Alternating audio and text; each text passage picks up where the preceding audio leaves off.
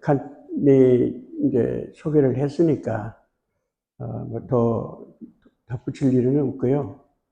제가 이제 미국 온 지 한 40년 됐는데, 미국에 와서 한국에서 목회를 하다가, 이제 미국에 와서, 40여 년 동안 제가 전한 그런 섬겼던 교회가 세 군데 마지막에서 이렇게 은퇴를 하게 되었습니다. 은퇴한 지는 지금 10년이 넘었고요.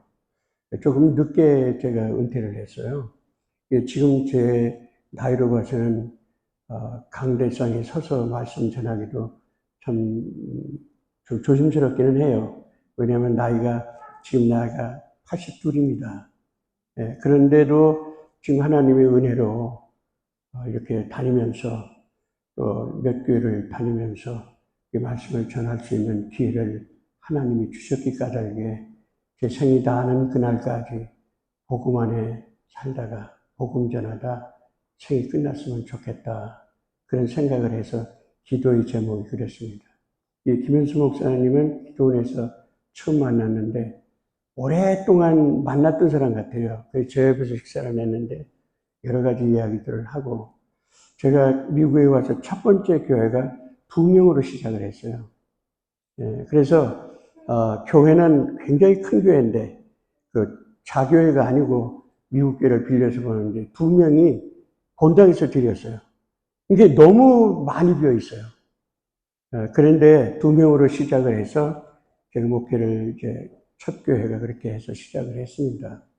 제가 목회를 하는 동안에 교회 2교회를 지었는데 2교회를 지은 것이 첫 번째 교회는 이제 여학생이 대학에 들어가면 책을 사보겠다고 그러고 직장을 파타임으로 뛰면서 돈을 모아놓던 돈이 한 3,000불가량 됐어요. 그래서 이제 교회를 짓는데 저에게 오셨던 목사님이 건축에 대한 얘기를 하셨어요. 그 고등학생이 3,000불을 헌금을 했어요. 이 헌금을 했는데 그 헌금한 것이 교회를 진 씨앗이 됐어요. 시드머니가 됐어요. 그 어린 학생이 하나님 앞에 드렸던 그 돈을 자기가 벌었던 쌓아놨던 돈 3,000불을 그 헌금을 했어요. 그로 인하여 2명으로 시작했던 교회가 170명이 돼버리고 교회를 짓게 됐어요. 이거는 를 나타내기 위해서 한 게 아니라 제가 와서 뭘 느꼈냐면, 여러분들 숫자는 적어도 고린도전서 10장 5절에 보면 하나님은 다수를 기뻐하지 아니하신다 그러셨어요. 하나님은 많은 무리를 원하는 게 아니에요. 그런데 요한복음 6장에 우리가 27절에 이렇게 말씀을 보면 하나님이 많은 무리들이 주님 가시는 데마다 따라다녔어요. 근데 주님이 뭐라고 말씀하시냐면 너희들이 나를 따르는 것은 떡을 먹고 배부른 까닭이다 그랬어요. 그래서 오늘 예수님을 따라다니는 목적이 구원하고 상관없는 따름은 그건 자기 욕망이에요. 그래서 오늘 우리 예수 믿는 사람은 주님을 왜 따르냐는 목적이 분명해야 돼요. 그 목적이 잘못돼 버리면 세상 사람보다 더 악해져요. 그래서 이제 그렇게 목회를 여기서 미국 가서 시작을 했는데요. 이제 그 나머지 시간은 시간이 이제 없으니까 다 말씀을 드릴 수가 없고, 그래서 하나님은 많은 무리가 무슨 무리일까? 그러면 오늘 예수를 따르던 많은 무리들이 있었어요. 민수기 오늘 우리가 말씀을 보면 1장의 46절의 말씀을 보면 예수를 따르던 무리들이 많은 무리가 모였는데 어떤 무리들이 출애굽을 했냐 하면 많은 숫자가 나왔죠. 정확한 숫자는 제가 본 것이 아니니까 말씀드릴 수 없는데 합당한 숫자라고 저는 생각이 돼요. 왜냐하면 200에서 250만이 출애굽을 했다는 말을 제가 한번 계산을 해봤어요. 계산을 해봤더니 그때가 1세대가 40세예요. 그러니까 이제 우리 같이 나이 많이 먹은 사람들이 부모님으로 그렇게 살던 때가 아니에요. 근데 그 40세가 그렇다면, 그러면 가정을 가졌을 거라고요. 제 추측이 그래요. 그러면 가정을 가졌으면 부모님 계시고, 어머니, 아버지 계시고, 그리고, 자손을 둘을 따지자고요. 그 다음에 부부가 있어요. 그러면 6명이에요. 그럼 6명이 오늘 따라 나온 사람들이 40세 이상, 그렇게 나온 사람들인데, 근데 군대에 가서 싸울 만한 사람 20세 이상 된 사람들 숫자를 해보니까 60만 3,550명이에요. 그러니까 60만 3,550명을 내수로 따진다면 가히 250만이 되는 거예요. 그 많은 숫자가 따랐어요.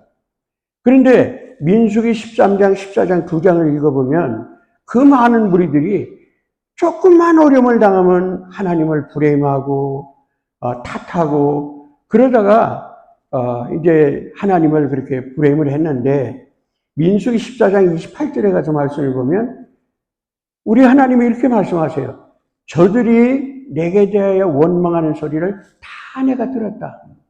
이게 그들이 무슨 원망을 했냐면 14장 1절부터 이제 그 하나님이 인도하신 것도 받고 다 알았는데 그런데 때마다 일마다 이렇게 불행을 하니까 하나님이 그들을 향하여 네가 나에게 말한 그 말 들은 대로 내가 행하리라. 그들이 이제 죽었다 그랬거든요. 근데 하나님이 네가 말한 대로 내가 행하리라. 그래서 마지막에 14장에 가서 보면 다 죽었어요. 누가 살았냐? 하나님을 끝까지 신뢰하고 따랐던 여호수아 갈렙만이 오늘 들어갔어요. 물론 광야에서 난 자녀들은 같이 들어갔지만 사사기 2장 10절에 가서 보면 그들은 뭐라고 하냐면 제2세대들은 가나안 땅에 들어간 2세대들은 하나님을 모르는 백성이라고 그랬어요. 그러니까 1세대는 2명만 낳고 나머지 자손들이 들어갔지만 하나님을 모르는 사람들이에요. 그런 사람들이 이제 들어갔는데 하나님은 무리를 기뻐하지 않는다.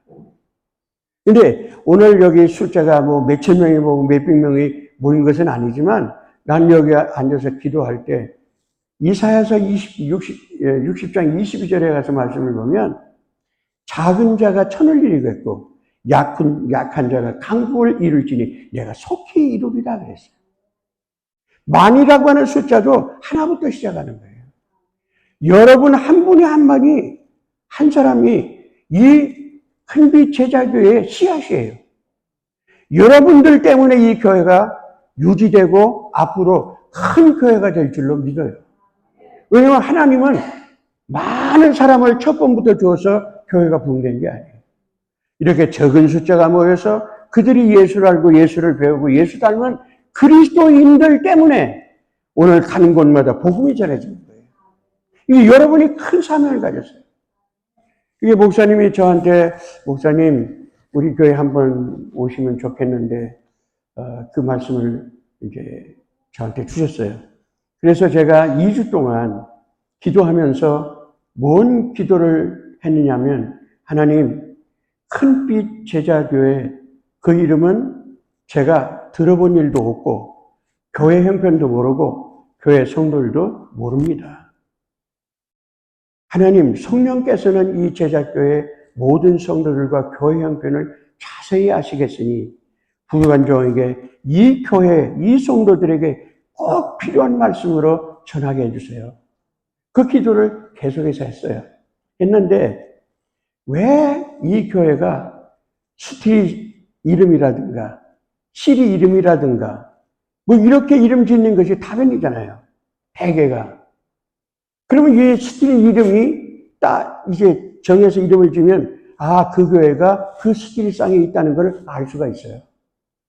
그런데 왜 큰빛 제자교회로 했을까? 그래서 세 가지로 나눴어요. 큰빛이라고 하는 것은 뭘까? 목사님이 이제 그 선교 본문을 많이 드려서 좀 부담은 됐겠는데 시간은 정해 있고 그런데 혹시 띄워줄 수는 있어요?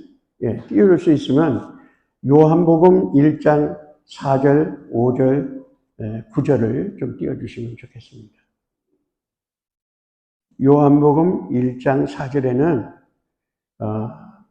그 안에 생명이 있으니, 그 안이 누굴까요? 주님이에요. 주님 안에 생명이 있다는 거예요. 이게 요한복음 6장에 가서 보면 주님이 생명의 떡으로 오셨어요. 신명기 4장 4절에 가서 보면 사람이 떡으로만 살 것이 아니라 뭐로 살아요? 하나님의 말씀으로 살지니라. 그러니까 오늘 그 안이란 말은 예수 안에 생명이 있다. 그래서 요한복음 5장 24절에 보면 나 보내신 이를 믿고 내 말을 듣는 자는 심판을 받지 않고 영생을 받았나니 라고 말씀하세요. 그러니까 영생을 주시는 것, 영원히 사는 생명을 주시는 것은 세상에 사람들이 나에게 주는 거 아니에요. 우리 부모가 주는 게 아니에요. 예수 믿으면 그 말을 믿고 살아가면 그게 영생이 되는 거예요. 그래서 요한복음 17장 오늘 3절에 가서 보면 유일하신 하나님, 유일하신 참 하나님을 아는 것이 영생이라고 했어요. 근데 예수를 모르고는 믿지 않고는 영생을 얻을 수가 없어요. 그래서 바로 영생은 바로 하나님이 주시고 예수가 주시는 거예요.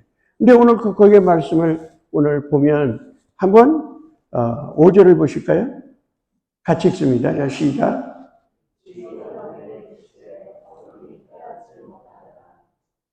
자, 예수님은 빛으로 가셨어요. 빛으로 오셨는데 오늘 창세기 1장 1절부터 3절까지의 말씀을 보면 하나님이 천지를 창조하셨다 시작하시잖아요. 그런데 그 3절까지의 말씀 중에 땅이 혼돈해요. 공허해요. 그래서 텅 비어 있어요. 질서도 없어요. 그리고 우리 하나님은 흑암이 깊었는데, 그리고 어둠의 세상이에요. 근데 여호와의 영은 수면 위에 운행하시니라 그렇게 말씀하시고 빛이 있으라 그러니까 빛이 생겼어요. 이게 최초의 하나님의 역사입니다. 너무 어두우니까 아무것도 찾을 수가 없으니까 땅은 텅 비어 있고 질서가 없고 흑암에 가득하니까 빛 대신 하나님께서 빛이 있으라 그러니까 빛이 생겨났어요. 그래서 빛이 오늘 빛의 빛이 낮이 되고 어둠이 바로 밤이 되는 거예요. 이게 첫째 날에 그걸 하셨는데 그것이 하나님의 최초의 역사입니다. 이게 하나님은 빛이에요. 이게 빛이니까 빛과 더불어 함께하면 그 사람은 빛된 생활을 할 수밖에 없어요. 근데 8장 12절에 가서 말씀을 보면 띄워지는지 모르겠는데요. 8장 12절 같이 읽을까요? 시작.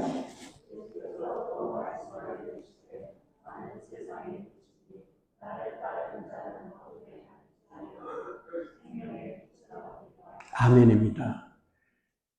이 세상의 어둠 가운데 우리가 살아도 빛 대신 예수와 함께 다니면 어둠이 따라다니지 않는다는 거예요. 이게 우리가 깜깜한 밤중에 오늘 촛불 하나만 켜놔도 오늘 그 집안이 이렇게 환하게 밝혀지잖아요. 그러니까 예수님과 함께 하면 오늘 우리는 빛 가운데 사는 거예요. 어둠 가운데 사는 게 아니에요. 그래서 출애굽기 거기는 말씀을 안 드렸는데 출애굽기 34장에 우리가 말씀 보면 모세가 하나님과 함께 40일 동안 먹지도 않고 물도 마시지 않고 떡도 먹지 않고 주님과 함께 있었어요. 이게 주님은 뭐예요? 저 말씀을 보면 뭐예요? 주님은? 예? 주님은 어떤 분이에요? 빛이에요. 그러면 빛 대신 하나님과 모세가 40일 동안 함께 거했더니 모세가 하나님의 사명을 이제 다 받고 그리고 산을 내려오는데 그런데 이스라엘 백성들에게 갔는데 사람들이 오질 않는 거예요. 그래서 오지 않으니까 그 지도자들을 불렀어요. 그 지도자들이 왔어요.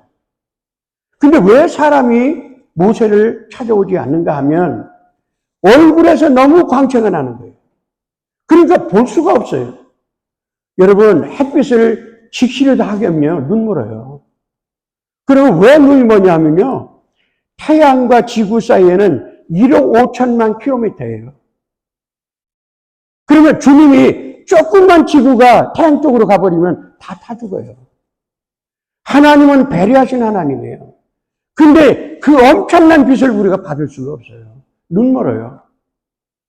그래서 사도행전 9장에도 사울이 예수 믿는 사람 잡으러 다메섹으로 가다가 대낮에 됐는데 12시쯤 됐는데 갑자기 그 빛이 너무 강렬하게 비쳐서 엎드려졌어요. 빛을 볼 수가 없으니까.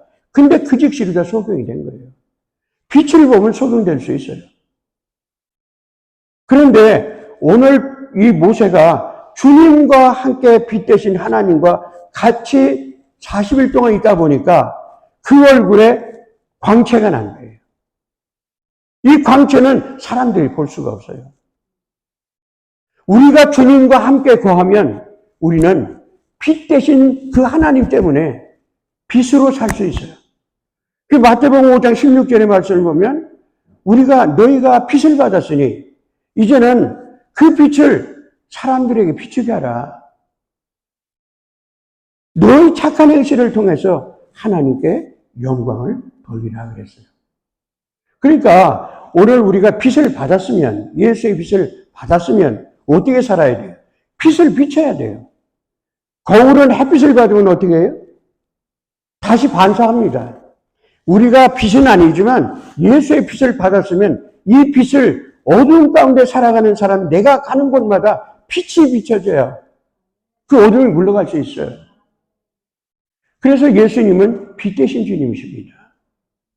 이 주님과 같이 하면 우리는 어둠 가운데 살지 않는다는 거예요. 그래서 오늘 우리는 이 땅에 아까도 어떤 집사님이 기도하셨는데 제가 설교하고 싶은 생각이 없어지더라고요. 왜냐하면 구구절절히 성경에 꼭 맞는 얘기를 하는 거예요. 그럼 내가 무슨 설교를 할까? 그 속에 다 들어있는데 그 생각을 했어요. 그런데 오늘 우리는 내가 빛 가운데 살고 있는가 아닌가 우리 자신을 살펴볼 수가 있어야 돼요. 어디서부터 내가 빛된 생활을 하려면 내 가정에서부터 시작이 돼야 돼요. 내 가정에서 빛이 안 되면 우리는 나가서 빛을 전할 수가 없어요. 지금은 띄울 수가 없지만 레위기서 19장 2절 3절에 보면 데살로니가전서 4장 3절에 무슨 말씀이 나오냐면 하나님이 거룩하다. 그냥 너희도 거룩해라. 그 거룩이 어디서부터 이루어지냐면 가정에서부터 이루어져야 돼요. 예수 믿는데 거룩이 안 나오면 그러면 나가서 복음을 전할 수가 없어요. 그러니까 가정에서부터 거룩이 이루어져야 된다. 그런데 레위기서 19장 2절을 그렇게 말씀하시고 내가 거룩하니 너희도 거룩하라 말씀하시고 3절에 가서는 뭐라고 말씀? 부모를 공경하라. 부모가 어디 있어요? 가정에 있어요. 그러면 부모를 공경하고 가정에서부터 거룩한 삶이 이루어져야 되는 거예요. 교회 오면 다 거룩해요. 너무나 착해요. 너무나 선해요. 그런데 이 문만 벗어나서 세상 속으로 가면 그 빛이 사라져버리면 우리 거룩한 삶 살 수 없어요. 근데 이 거룩은 교회에서 이루어지는 게 아니고 가정에서부터 시작이 돼요. 그러면 그 가정에서 시작한 그 거룩이 교회는 비치게 되는 거예요. 내가 억지로 만들어서 되는 게 아닙니다. 거룩한 삶은 내 삶 속에서 어디를 가든지 거룩한 삶이 이루어져야 되는 거예요. 그래서 오늘 큰빛 제자교회를 하나님이 왜 이 교회를 큰빛 제자교회로 그렇게 이름을 붙였을까? 그걸 생각을 해봤어요. 2주 동안에 말씀을 준비하면서 제가 해봤어요. 그랬더니 하나님께서 오늘 지금 띄워드렸던 그 말씀이 생각이 나서 이래서 이제 큰빛 교회라고 이렇게 이름을 졌나 보다. 세상을 밝혀야 되니까. 근데 큰 빛이라는 말이 무슨 말일까라고 생각해 봤어요. 그랬더니 큰 빛은 열방의 빛이에요. 요 지역만 비치는 게 아니라 이 큰 빛 제자교회의 비전은 뭐냐면 열방을 품는 거예요. 그게 그 속에서, 기도하다가 이제 그 생각이 난 거예요. 이게 그것도 하나님 주신 은혜죠. 제가 장면가도 아닌데, 내가 뭐 목사님하고 상의하고 큰빛교회는 이렇게 졌습니다. 그거 내가 물어본 일도 없는데, 하나님의 은혜예요. 왜냐면 이 교회 형편을 모르잖아요. 근데 기도하다가 하나님이 그 은혜를 주신 거예요. 이 큰빛교회는 이래서 큰빛교회를 열방을 품은 교회가 되겠다. 어둠을 밝히는, 열방을 밝히는 교회가 제자교회구나. 그거를 생각해 본 거예요. 그러면 지금은 적은 숫자라도 여러분들 한 분 한 분이 열방을 품고 큰 빛을 품고 기도하다 보면 오늘 여러분들이 선교사예요. 꼭 가서만 설교하는 것이 선교가 한 것이 선교사가 아니라 이 교회 자체가 선교사가 돼야 돼요. 그것이 오늘 큰 빛이에요. 그 다음에 제자교회예요. 그 제자교회가 왜 제자교회라고 했을까? 오늘 서두에도 말씀드렸지만 많은 무리가 모이는 교회라 할지라도 제자가 안 되면 그거는 참교회가 될 수가 없어요. 그러면 많은 무리가 변하여 말씀과 예수 그리스도로 변하여 바로 제자가 되는 것이 하나님 원하시는 거예요. 숫자가 상관없어요. 우리 주님 앞에 갔을 때 네가 섬겼던 교회, 김효수 목사님 여기 계시지만 네가 섬겼던 교회 몇 명이나 모였냐? 몇 명이나 데리고 목회했냐? 그거 물어보시겠어요? 절대로 안 물어보십니다. 사람들은 교회가 큰 교회가 되고 수많은 성도들이 모이고 헌금이 많이 나오면 성공했다고 그래요. 그런데 오늘 성경에 66권 1189장 다 뒤져봐도 성공적인 목회를 하나님 말씀 안 하셨어요. 2명을 데리고 오지에 가서 저 낙도에 가서 2명을 데리고 설교를 이제 복음을 전했다 할지라도 바로 그것이 큰 교회인 거예요. 그러면 제자교회가 앞으로 비전은 있지만 지금 현재만 바라보지 마세요. 여러분들 때문에 큰 교회가 될 수 있는 거니까. 이게 바로 하나님 주신 은혜입니다. 그러니까 내가 어떤 사람이 돼야 되냐? 제자가 돼야 돼요. 그럼 제자는 어떤 사람이냐? 바로 그리스도인이에요. 아까 사도행전 11장 26절에 보면 제자가 이제 그리스도인 나오잖아요. 이게 그리스도인이라고 하는 이름을 교인들이 붙여준 게 아니에요. 안디옥 지역에 사는 이방인들이 안디옥 교회 성도들을 이제 26절에 보면 피로서라고 하는 단어가 나와요. 그러니까 오랫동안 안디옥 교회 성도들을 지켜봤더니 저 사람들은 그리스도인이라는 별명을 붙여준 거예요. 우리는 어디로 가든지 그리스도인이라고 하는 별명에 맞는 삶을 살아야 돼요. 내가 어떤 형편에 있든지 간에. 그러니까 그리스도인은 어떤 사람이냐면 예수 닮은 사람이에요. 아니, 한 목사가 그리스도인이라 그러면 예수님이 나같이 생겼을까요? 조지에서 제가 목회할 때 저희 동네에 다운타운에 가면은 하얀 옷으로다가 발등까지 덮는 옷을 입었어요. 머리가 어깨 밑으로 이렇게 꼬불꼬불한 머리가 이제 거기까지 왔어요. 그리고 샌들을 신었어요. 근데 사람들이 말하기를 그리스도라고 그래요. 왜 그리스도라고 했을까요? 사진에 보니까, 사진도 그 가짜인데, 사진을 보니까 예수님은 샌들 신었지, 머리가 꼬불꼬불하지, 그 다음에 흰 옷을 입었지, 그러니까 그 사람은 그리스도인이라고 해요. 그런 그리스도인이 아니고요. 예수의 삶을 닮아가는 게 그리스도인이에요. 그래서 사도행전 9장 2절에 가서 말씀을 보면, 제가 말씀을 드릴 때, 우리 자매님이 혹시 띄울 수 있으면 사도행전 9장 2절을 말하면 바로 띄워주면 좋은데, 사도행전 9장 2절에 가서 보면 어떤 사람이 그리스도이냐면 그 예수의 도를 쫓아 사는 사람이 바로 그리스도인이라는 거예요. 그 도가 뭐예요? 길도자예요. 성경에 길도자가 있는 것은 하나님 말씀이에요. 요한복음 14장 6절에 보면 내가 길이요 진리요 생명이니 나로 맘지 않고는 아버지께로 갈 자가 없다. 예수님은 길이에요. 그러니까 그 9장 2절에 예수님은 어떤 길을 가셨나? 그게 문제예요. 어떤 길을, 이제 마태복음 7장 13절, 14절의 말씀을 우리가 보면 좁은 길이 나와요. 넓은 길이 나와요. 예수님은 넓은 길을 가는 게 아니라 좁은 길을 갔어요. 협착한 길을 갔어요. 고난의 길을 걸어가셨어요. 그러니까 그리스도인은 우정내가 그런 고난을 자초할 일은 아니지만 예수를 믿게 되면 그러면 우리는 고난 속에 살 수밖에 없어요.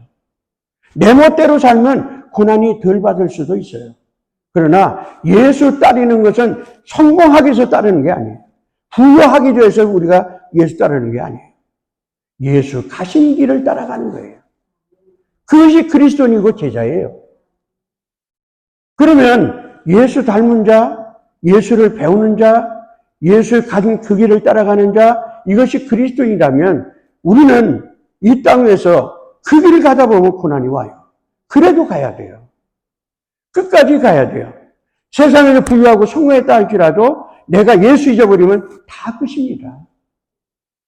마지막 내가 천국에 들어갈 수 있는 일은 믿음 지키는 일 외에는 할 수가 없어요. 그래서 고린도후서 4장 7절로 9절에 우리가 말씀을 우리가 보면 7절 8절 보면 바울이 그렇게 고백하잖아요. 내가 선한 싸움을 싸우고 믿음을 지켰으니 이제 나에게 면류관을 주시냐고 그러잖아요. 근데 나뿐만 아니라 그렇게 사는 모든 사람에게 하나님이 면류관을 주시겠다는 거예요. 선한 싸움이 무슨 싸움이에요? 영적인 싸움이에요. 믿음을 지킨 자에게 주시는 보상이 뭐냐면 면류관입니다. 그래서 내가 이 땅에 헌금 많이 했다고 하는 것도 아니고 나면서부터 내가 예수 믿었더니 오랜 신앙이 열린 때문에 바로 면류관 받을 수도 없어요. 우리는 예수의 믿음 끝까지 지킨 자에게 면류관을 주시는 거예요. 이 면류관에 모든 우리 분 제자, 큰빛 제자교회 모든 성도들에게 임하기를 주 이름으로 축복을 드립니다. 제자는 끝까지 주님을 따라가는 거예요. 그래서 요한복음 오늘 21장 18절 19절에 보면 베드로가 주님을 3번씩이나 배반했어요. 저주하고 맹세하고 부인했어요.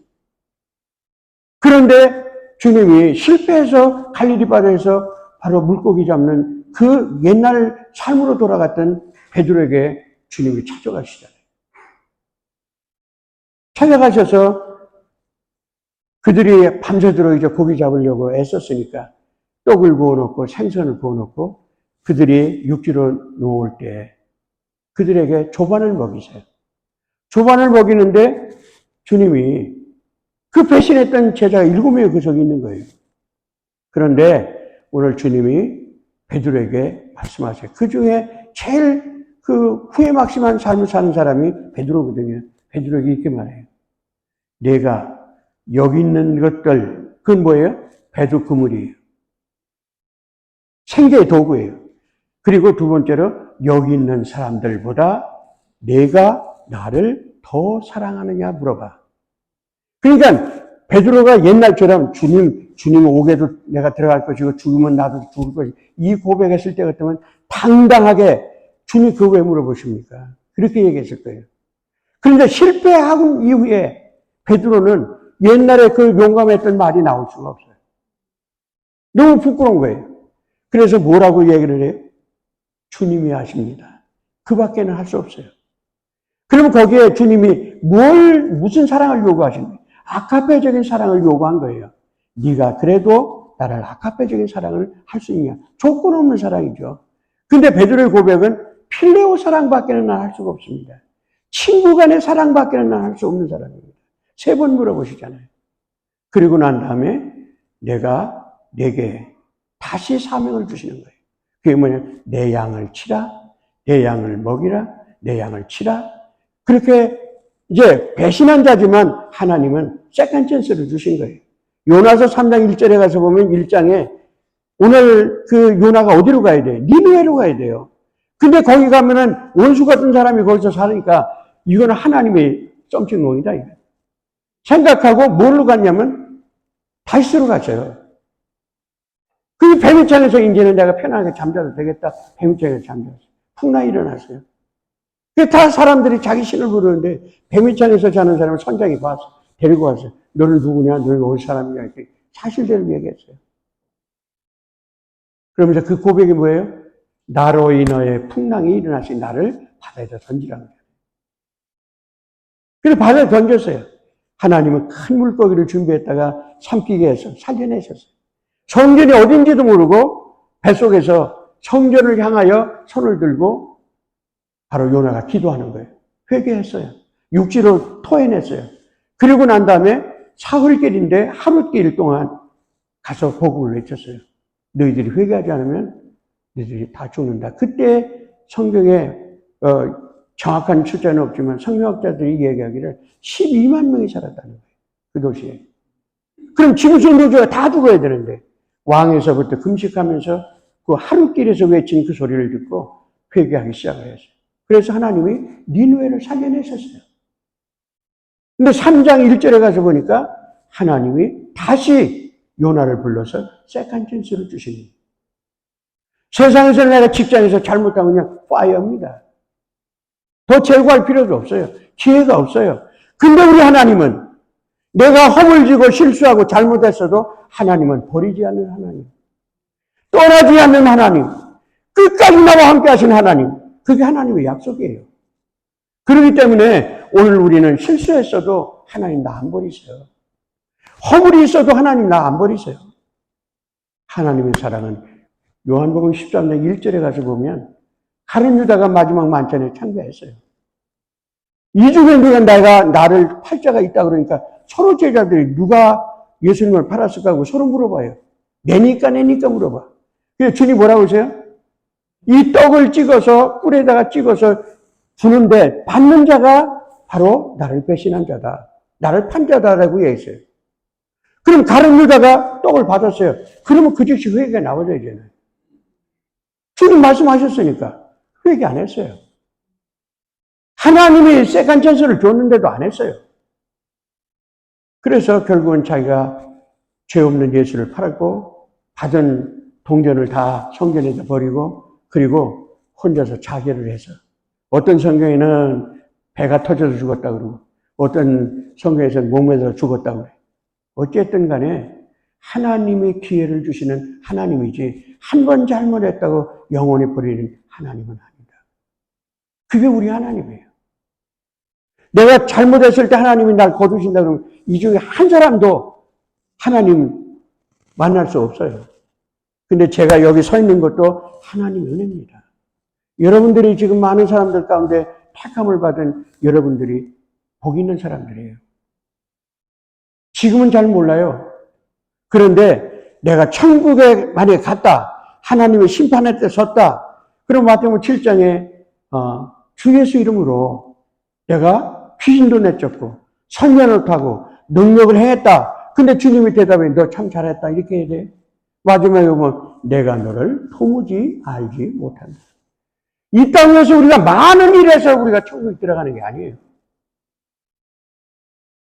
성도들이 많은 일 하다가 보니까 불행이 나오는 거예요.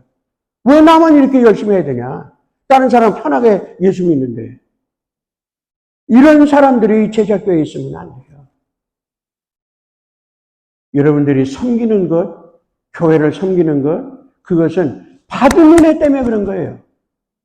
받은 은혜 때문에 그렇게 된 거예요. 그래서 빌립보서 3장 3절에 가서 보면 성령으로 봉사하고 그랬어요. 베드로전서 4장 10절 11절 말씀을 보면 너희들이 선한 청직이다. 그렇게 말씀하시면서 너희들이 봉사할 때 누가 말을 하거든 하나님이 말씀하는 것처럼 하고 누가 봉사를 하거든 하나님이 주시는 열심을 해라. 그것이 은혜 받은 자의 섬김이에요.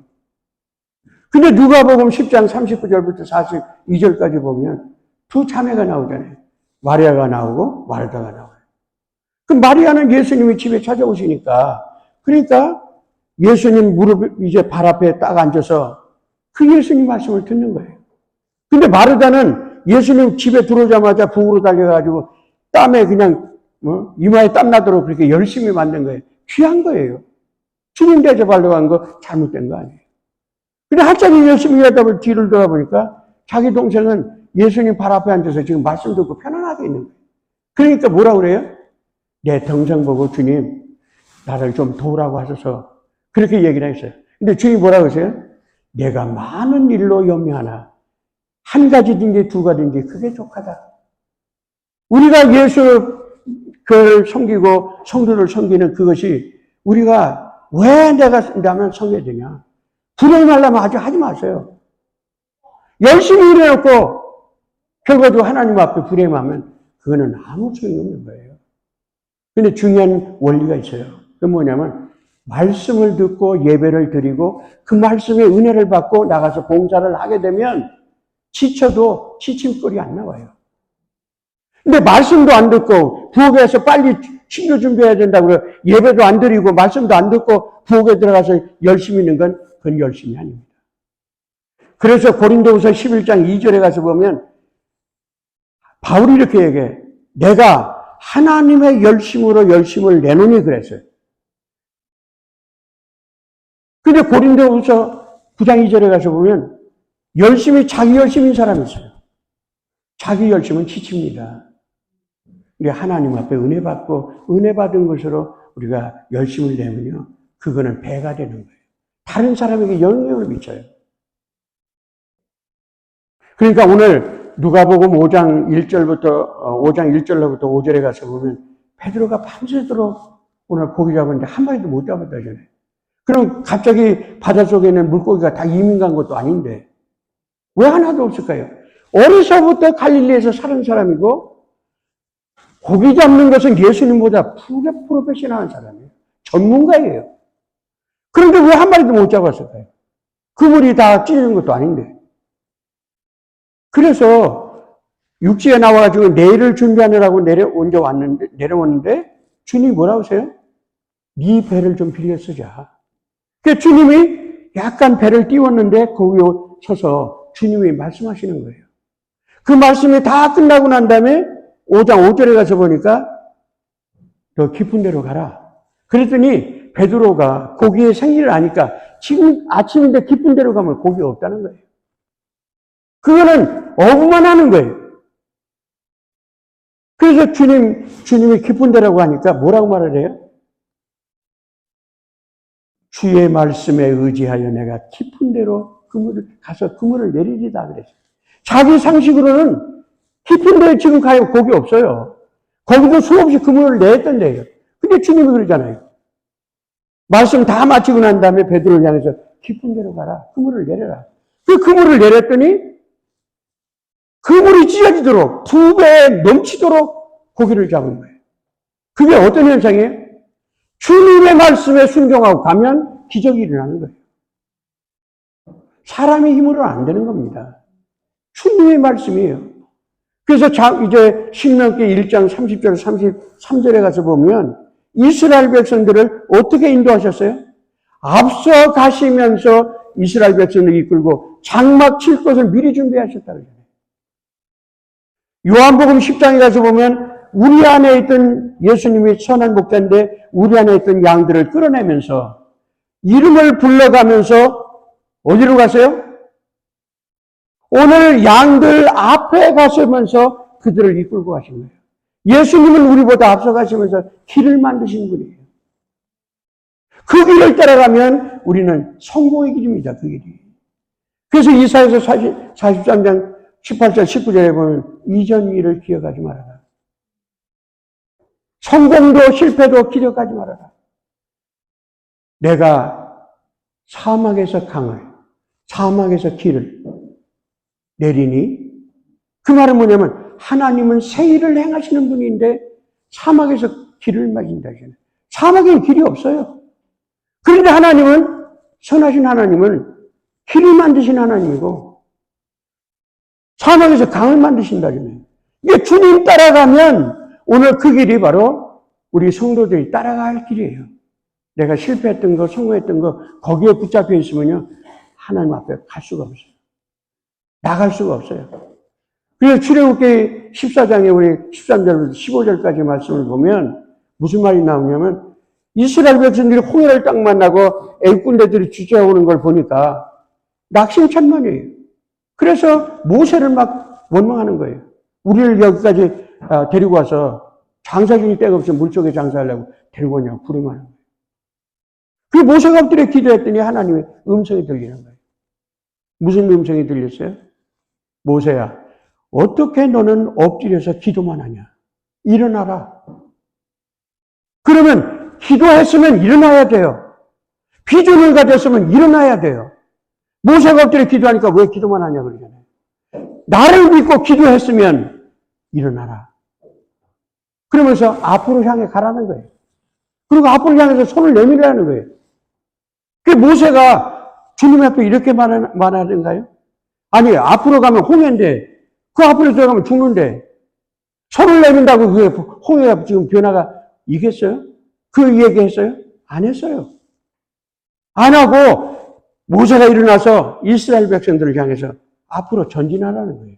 신앙은, 뒤돌아보는 신앙은 신앙이 아니에요. 뒤에는 내가 어떤 일을 만났다 할지라도 앞을 보고 전진하고 예수를 보고 가는 신앙이 참 신앙이에요. 그래서 홍해가 갈라지는 역사가 있었어요. 이게 사람으로 할 수 있는 일이에요? 하나님만이 할 수 있는 일이에요. 그런데 이스라엘 백성들이 250만이 나왔다고 치면 어린아이도 있고 노인도 있고 여자도 있고 그렇게 나왔을 거 아니에요. 그런데 홍해가 갈라졌는데 밑바닥은 뭐예요?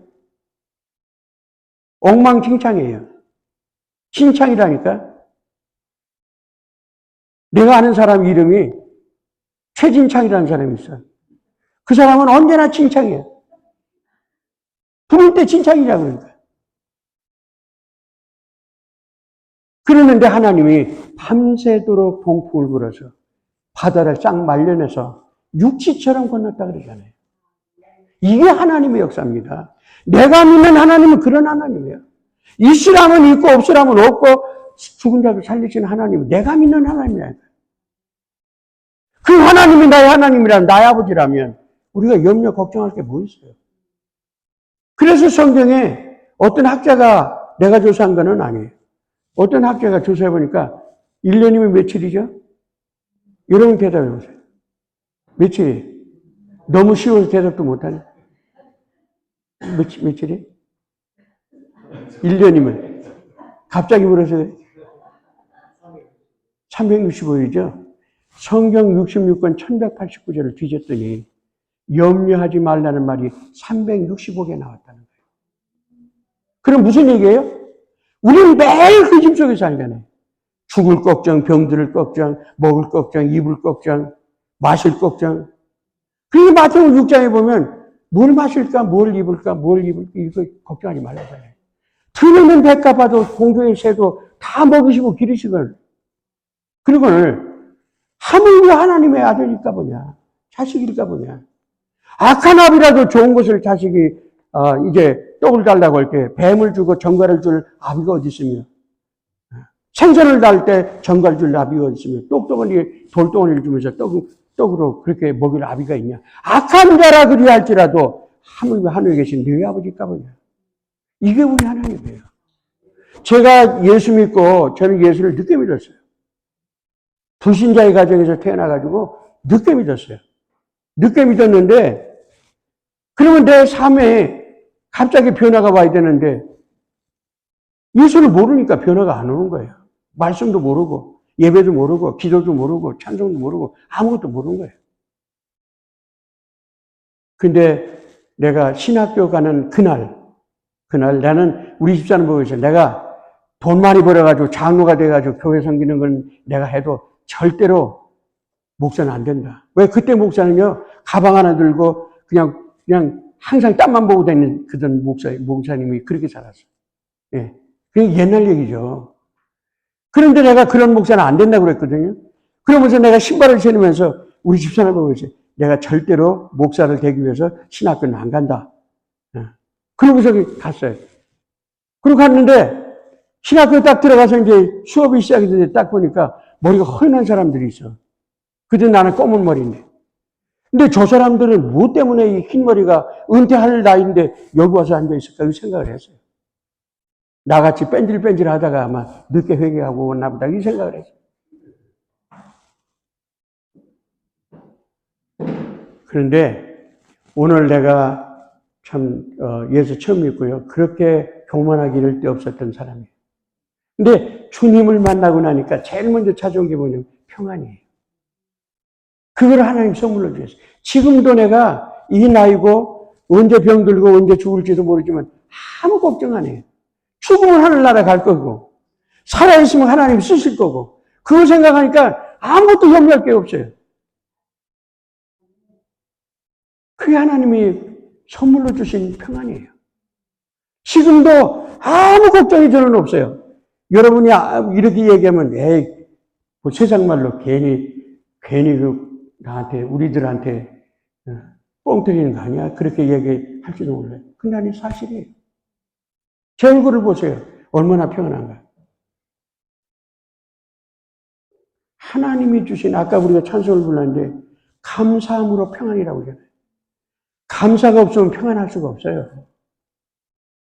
여러분, 감사 많이 하세요. 그러면 선물로 평안을 주세요. 예. 그래서 오늘 시간이 어떻게 됐어요? 저는 시간도 없어. 예? 그래요? 아니, 내가 물어봤어요. 나 이게 도대체 내가 설교가 길은 사람이니까 이거 얼마나 지금 해야 되는가. 이거 들어봤으니까 알잖아요. 근데 기도원에 제가 24년 동안 지금 다녔거든요. 후레들에게 오면서부터 내가, 안나산 기도원을 갔어요. 그래가지고 지금 24년째 다니는 거예요. 예. 그게 제 이름이 뭐예요? 제 이름이, 목사님. 한자, 정자, 길자예요. 근데 그 이름을 가만히 보니까 우리 아버지가 지혜가 있어. 정해놓은 한 길로 가는 사람. 그게 뭐예요? 예수 믿는 사람이에요. 목사가 이랬다 저랬다 이리 갔다 저리 갔다 그러면 한정길이 될 수가 없어요.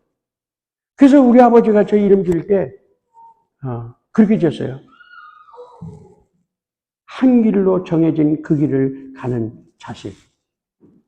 부모가 이름 지을 때 다 소원을 가지고 지어요. 그래야 딸을 7만 낳은 사람에게는 뭐라고 이름을 지으면 끝순이야. 딸만 계속 나니까. 그게 말순이라고 지어. 그게 끝났다가 이제는 아들 낳기 위해서 이제 끝났다 딸 낳는 거야. 그게 끝순이야. 근데 이름을 보면 다 그 의미가 있어요. 그래서 큰빛 제자교회도 다 이름이 있는데 그 이름이 다 뜻이 있어요. 우리는 비전을 가지고 살잖아요. 이 교회가 비전대로 될 거예요. 왜냐하면 그 이름대로 되는 거니까. 이게 모세의 이름 뭐예요? 물에서 건져냈다는 거잖아요. 그래서 출애굽기 3장에 오늘 7절에 가서 보면 오늘 이스라엘 백성들이요. 애굽 땅에서 살 때, 종으로 살 때 그들의 고통을 보시고 그랬어요. 보시고 그 다음에 알고 그 다음에 마지막에는 슬픔을 안다 그러셨어요. 하나님이 이스라엘 백성들의 그 고통도 그 다음에 괴로움도 그 다음에 슬픔도 알았다 그랬어요. 하나님은 보시고 아시고 위로하시는 분이에요. 그래서 건져냈어요. 물 위에서 건져냈어요. 이제 모세가 어렸을 때 갈대 상자에서 떠나가는 그 공주가 발견해가지고 그 끄집어내잖아요. 그 이름이 모세예요. 그 모세 이름을 누가 졌어요? 부모가 졌어요? 누가 졌어요? 공주가 진 거예요. 물에서 건져냈다는 거예요. 그런데 모세의 사명은 뭐냐면 물에서 건져내는 사람으로 출애굽을 시키는 사람으로 바뀐 거예요. 고통 중에 있는 그 백성들을 건져냈어요. 이 물이 뭘까요? 이사야서 43장 우리가 1절부터 7절에 보면 1절부터 4절에 보면 야곱을 향해서 이제 향해서 하신 말씀이에요. 야곱을 지으신 이 하나님, 이스라엘 백성들을 창조하신 하나님, 그 하나님이 바로 야곱을 향해서 네가 물 가운데로 갈지라도, 네가 불 가운데 갈지라도 그 강물이 너를 멸하지 못하게 할 것이며 불 가운데 가서 타지 않을 것이다. 지명하여 부르나니 너는 내 것이라 그래. 그러니까 주님이 왜 물이라고 하는 그 숫자를 이 성경에 보면, 신약 성경에 많이 보면요. 오늘 물은 고난입니다. 고난 중에도 하나님이 지명하여 부른 자는 고난을 죽이지 못한다는 거예요. 불 가운데 들어갈지라도 하나님이 건져내시겠다는 거예요. 그게 어디 있어요? 다니엘서 3장에 보면 다니엘의 세 친구가 불화평지의 느부갓네살 왕의 그 신상 앞에, 신상이 얼마나 컸는 줄 아세요? 27m예요. 10층 고층 빌딩 10층짜리 높이에요. 넓이가 2.7m예요.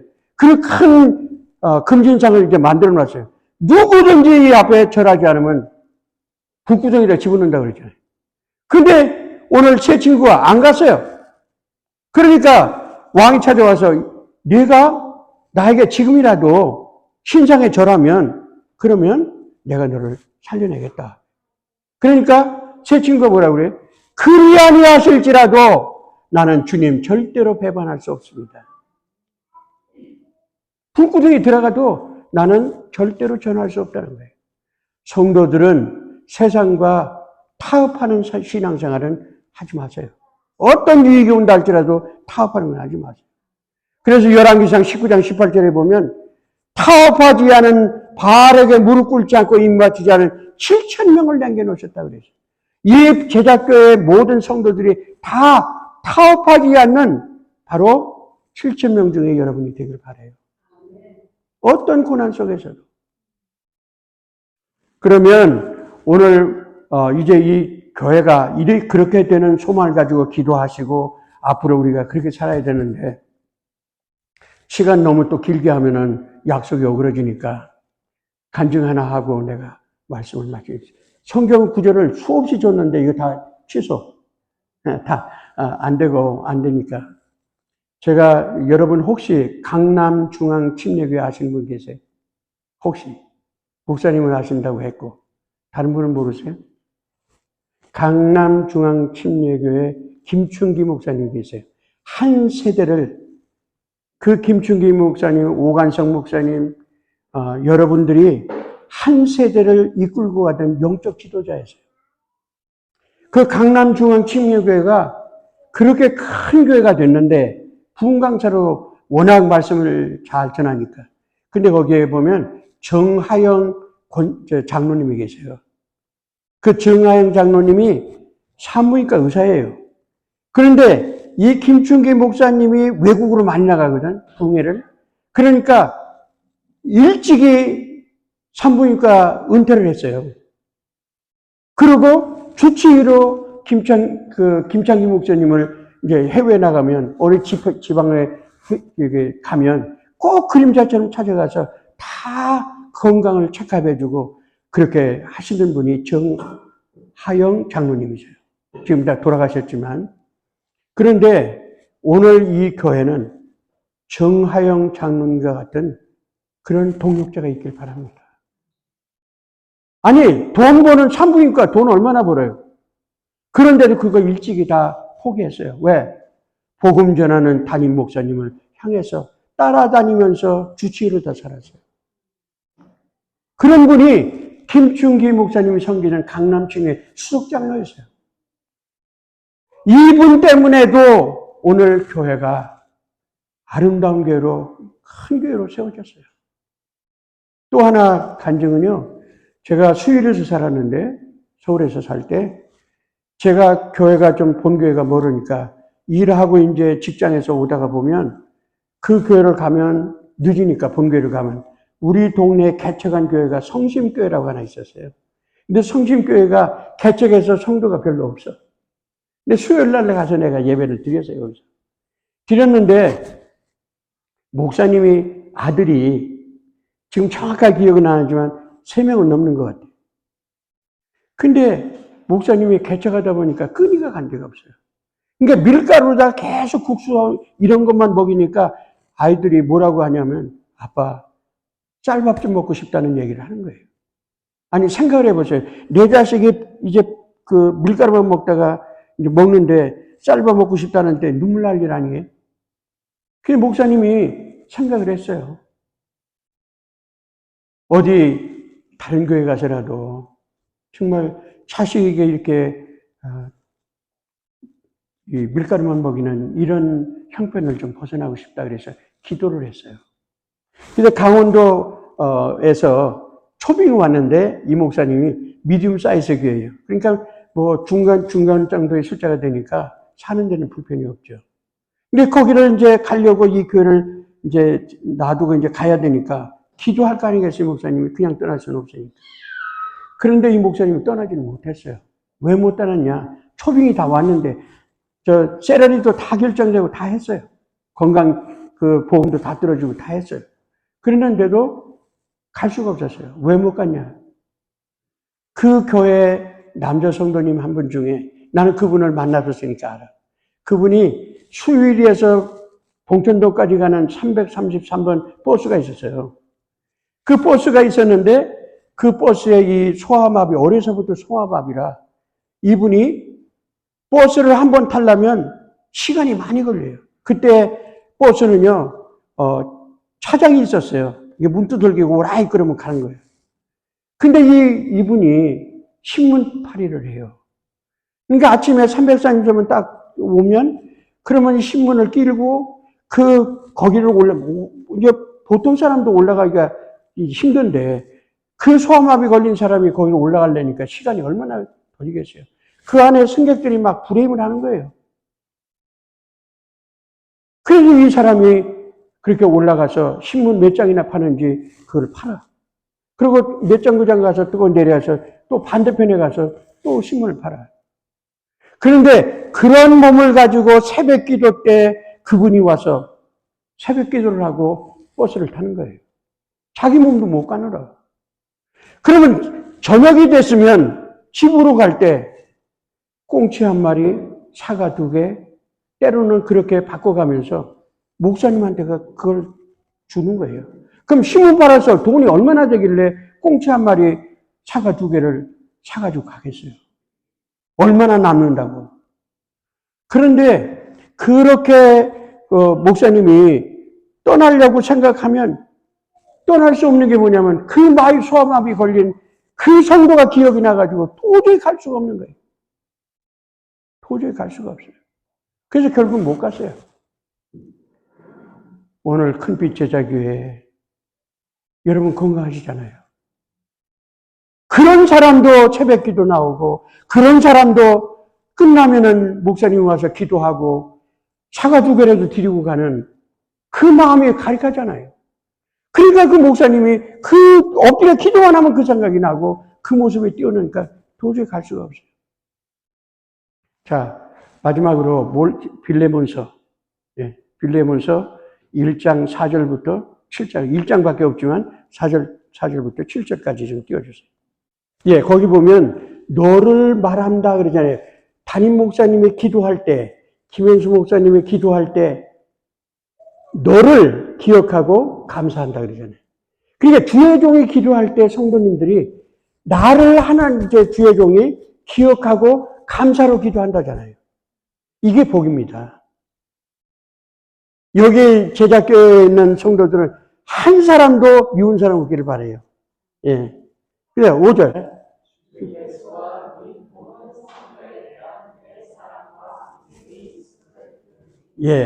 근데 오늘 그 빌레몬이라는 사람이 부자예요. 그래서 신앙생활을 잘해. 그래서 주의 종이 기도할 때마다 기억하고 감사함으로 눈물로 기도했던 사람이에요. 그 사람만 생각하면 눈물이 나. 그거는 그 눈물이 슬픈 눈물이 아니라 감격의 눈물이에요. 김현수 목사님이 기도할 때 여러분 한 분 한 분 이름을 불러가면서 기도할 때 그 종의 눈에서 그 눈물의 기도, 그것이 여러분들을 살리는 거예요. 그런 성도들이 다 되길 바라요. 자, 근데 빌레몬이 어떤 사람이냐 하면 교회 안에 사랑과 믿음이 충만한 사람이야. 그러니까 오늘 이 빌레몬이 그런 믿음을 가진 사람인데 7절에 이로써 내 믿음의 교제가 우리 가운데 있는 선을 알게 하고 그리스도께 이르도록 역사하였습니다. 근데 개혁 성경에 가서면 오늘 이 개혁 개정에서는 그렇지만 개혁 성경에서는 뭐라고 했냐면 미치도록 했다 그래. 미치도록. 그러면 빌레몬이 성도들을 미치게 만들었나? 세상 말로 또라이를 만들었나? 그 얘기가 아니라 여기서 미친다는 말은 무슨 말이냐면 하나님께 방향을 틀게 했다는 거예요. 성도들의 신앙의 방향을 그리스도께 맞춰지도록 했다는 거예요. 그것이 바로 빌레몬의 신앙이었어요. 그러니까 여러분들이 내 옆에 있는 성도들이 어떤 성도가 됐든 간에 그리스도에게 미치도록 만들어주세요. 그래서 제가 제 성경에다는 미쳤다는 말이 아름다운 미치에다 친할 친자를 썼어요. 예수님께 미치면 그런 삶이 된다. 선을 알게 했다잖아요. 이런 성도들이 바로 빌레몬이 그런 사람이었는데 역사입니다. 자, 형제와 성도들의 마음이 너로 말미암아 평안함을 얻었으니 다른 성도들이 빌레몬 때문에 평안을 얻었다는 거예요. 예? 그런데 어르신이 내가 너의 사랑으로 많은 기쁨과 위로를 받았다. 그러면 김현수 목사님, 담임 목사가 많은 기쁨과 위로를 얻는 그것이 성도들을 통해서 얻어져야 돼요. 그러면 이 교회가 김현수 목사의 숫자와 상관없이 행복한 목회를 할 수가 있어요. 하나님이 원하시는 목회를 할 수가 있어요. 왜? 성도 때문에 많은 기쁨을 얻고 그리고 기쁨을 얻고 위로를 얻었다고 하잖아요. 목사님이라고 마음 상하는 일 없다는 보장이 없잖아요. 그러면 마음 상할 수도 있어요. 세상 여러 가지 일로들에서도 할 수도 있어요. 그럴 때 여러분들이 큰 기쁨과 위로를 주는 성도들이 되세요. 그러면 제자교회는 소망 있는 교회가 됩니다. 자, 기도합시다.